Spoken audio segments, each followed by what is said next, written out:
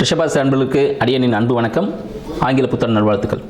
ரிஷபராசி அன்பர்களுக்கு இந்த மார்கழி மாதம் எத்தகைய சிறப்பை தரப்போகுது அப்படின்னு பார்த்தோன்னா, ரிஷபராசியின் அதிபதி சுக்கிர பகவான் பார்த்தீங்கன்னா இந்த தை மாதம் இந்த தொடக்கத்திலே ராசிக்கு 9ல் சஞ்சரிக்கிறார். கூடவே பார்த்தீங்கன்னா 4ஆம் அதிபதி இருக்கார், சூரிய பகவான் இருக்கிறாரு. 2ஆம் அதிபதி புத பகவான் இருக்கிறாரு. மேலும் பார்த்தீங்கன்னா 7ஆம் அதிபதி செவ்வாய் பகவான் கூடவே இருக்கார்.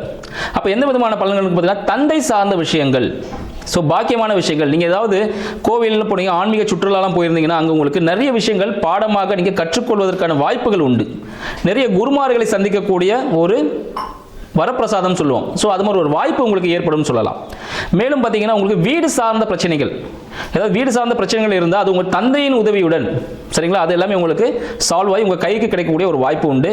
உங்களுக்கு பார்த்தீங்கன்னா நெக்ஸ்ட் வந்து இந்த டாக்குமெண்ட்லாம் பண்ணுவாங்க பார்த்தீங்களா, ஸோ தந்தையின் மூலமாக உங்களுக்கு சில வீடு பணம் கிடைப்பதற்கான வாய்ப்புகள் அதிகம். தந்தையின் சார்ந்த பணம் கிடைப்பதற்கான வாய்ப்புகளும் உண்டுன்னு சொல்லலாம். 2க்கும் 5க்கும் அதிபதியும் பார்த்தீங்கன்னா உங்களுக்கு 9ல் இருக்கிறார்.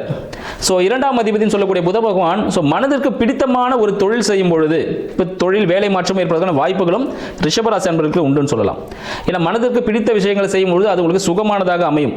ஆனால் வருமானத்திற்கு ஒரு மறைமுக வருமானம் சொல்லலாம். இன்கேஸ் இது முன்னாடி முதலீடு எதனா பண்ணி வச்சிருந்தா அதில் உங்களுக்கு ப்ராஃபிட் கிடைக்கிறதுனா வாய்ப்புகள் அதிகமாக உண்டு.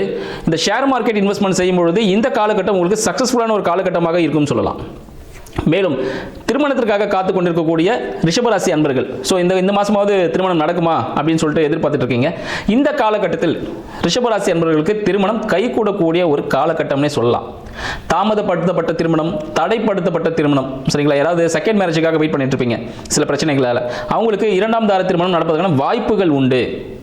அவங்க கொஞ்சம் கருமை நிறத்தில் இருக்கலாம், ஏழ்மை நிறத்தில் இருப்பதற்கான வாய்ப்புகளும் உண்டு. இல்லை உடலில் சிறிய உபாதைகள், சரிங்களா, சில குற்றங்கள் சொல்லுவாங்கல்ல, மாற்றுத்திறனாளிகள் கூட சொல்லலாம். ஸோ அதுபோல துணை உங்களுக்கு அமைவதற்கான வாய்ப்புகள் அதிகம் உண்டு. ஆனால் கண்டிப்பாக இந்த ஆண்டு தை மாதம் உங்களுக்கு கண்டிப்பாக நிச்சயமாக திருமணம் நடப்பதற்கான வாய்ப்புகள் சாத்தியக்கூறுகள் அதிகம் உண்டு. எதிர்பார்ப்புகள் மட்டும் கொஞ்சம் குறைச்சிக்குங்க.